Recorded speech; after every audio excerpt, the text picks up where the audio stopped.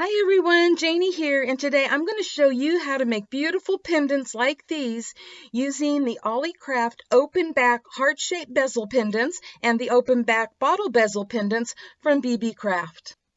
The heart set comes with 30 pendants and the bottle set comes with 24 pendants, 8 each of 3 different color finishes, silver, gold, and rose gold.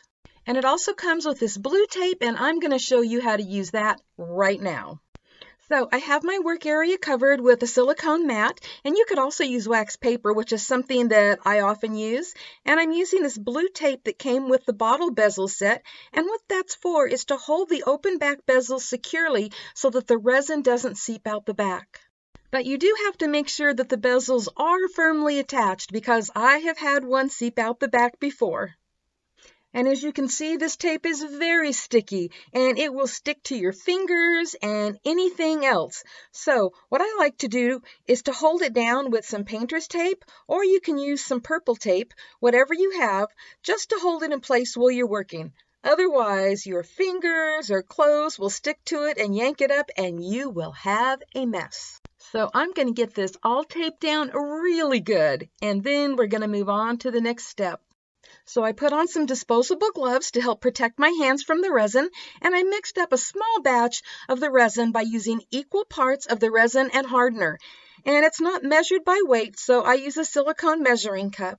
And you stir it for at least 3 minutes, and I'm just using a popsicle stick to do that. And you don't want to stir it too fast because it'll create a lot of bubbles. So when I'm working with small things, I like to use this little tiny cup. So I'm just going to be pouring a little bit of resin into that. I feel like that tiny cup gives me more control when I want to pour out just little tiny amounts. I'm just going to pour a little resin in because I just want to cover the bottom but not fill the bezel completely. I have the video sped up a little, but trust me, I am doing this slowly, giving the resin time to spread out because it's self-leveling. And if necessary, you can use something like a toothpick to help spread the resin to the edges. And the reason I'm not filling the bezel all the way is because I'm going to be adding a layer of this chunky glitter, and I want to leave room for another layer of resin. I'm actually used to using a larger bottle that has an opening that my little scoop will fit down inside, and I don't know why I decided to use this tiny bottle, but I just made a mess. And now that the glitter is in there, I'm adding the top layer of resin. Again, going slowly, because if I pour in too much, it will overflow, and we don't want that now, do we? This is something that you actually want to take your time with. Okay, that one's done, and we are going to just let that sit and move on to the next one. So just like before, I'm adding a little more resin to that little cup, and on this next one, I'll be doing the same thing, adding a thin layer to the bottom and then using a toothpick to help spread the resin to the edges. But this time, I'm not adding glitter. There are all kinds of things that you can add, but I'm going to be adding some gold gilding flakes, so I have to take off my gloves to work with those. And if you've ever worked with gilding flakes, you know that they fly everywhere and stick to everything. So this is a little bit of a challenge, but it is worth it. And a toothpick comes in handy once you have it in the resin, so you can kind of move it where you want it. It may be a little messy, but I absolutely love the way that the gilding flakes look in the resin. And now I'm going to add a dried flower to the center.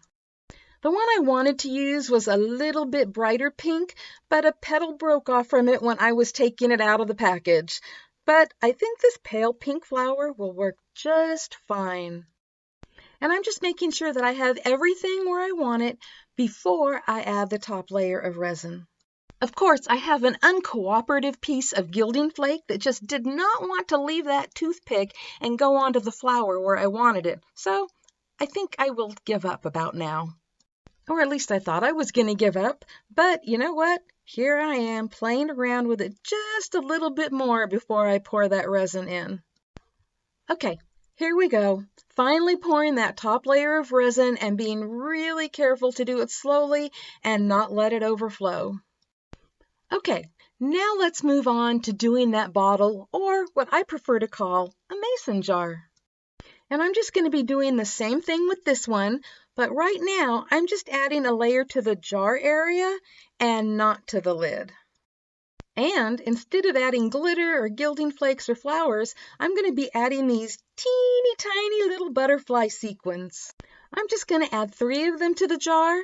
I had thought of adding more, but 3 is my favorite number, and I didn't want the butterflies to be crowded.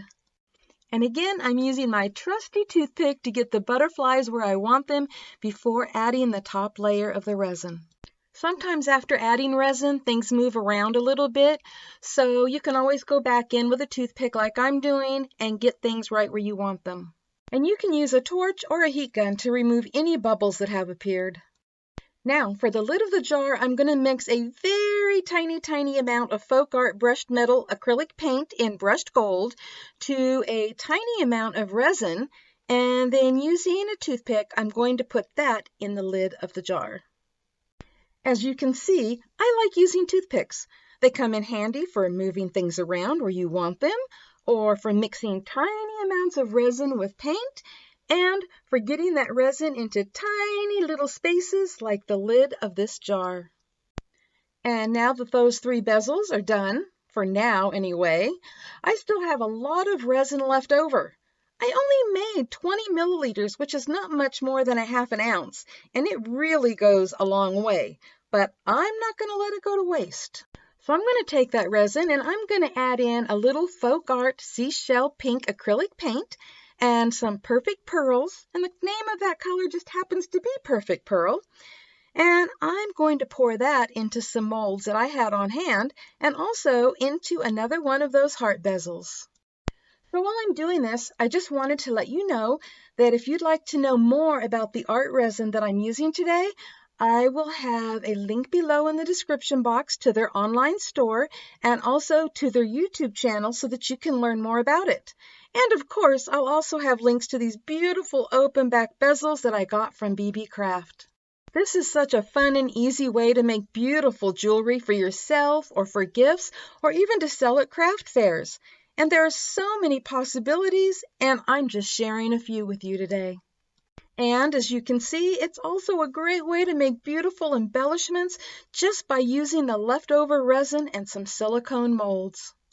Honestly, now that I've discovered ArtResin, this has become one of my newest craft addictions. So once I get all the resin poured into the molds, I'm going to let it set for about 24 hours. And while they're sitting, it's best to put something over the top to cover them up to protect them from any unwanted dust or lint or glitter that may find their way into it. And you can use a box or a storage bin like I'm using, or whatever you have that works. And I'm actually going to be checking mine before 24 hours is up because I had noticed that some of the resin had seeped out around the edge of the jar bezel, and I wanted to remove that excess before it had completely set. So as I pull it off the tape, you can see right here on the edge the little amount that seeped out. And because it's not completely cured, it's a little rubbery and easy to work with. And you can do that with a craft knife or even a fingernail. And then I'm going to set it back down to finish curing. So I covered them back up for a few more hours, and now it's time to take a look at the end results. And the jar looks absolutely beautiful. But it looks like my glitter heart had a little seepage that I missed, but I'll fix that here in a minute. And now let's take a look at the one with the gilding flakes and the dried flower. Oh, I think that is absolutely beautiful. And I think that this pink one came out so pretty, and you can always add something extra to it if you wanted to. Now let's fix that glitter heart quick and easy, just like we did the mason jar. And look at how beautiful it looks with all of that chunky glitter. I just love it. And of course, we can't forget all of those pretty embellishments that I made with the leftover resin. A little bit goes a long way. I can't believe how many things I just made with just a tiny bit of that resin. And now for a final look at the beautiful pendants that I made today.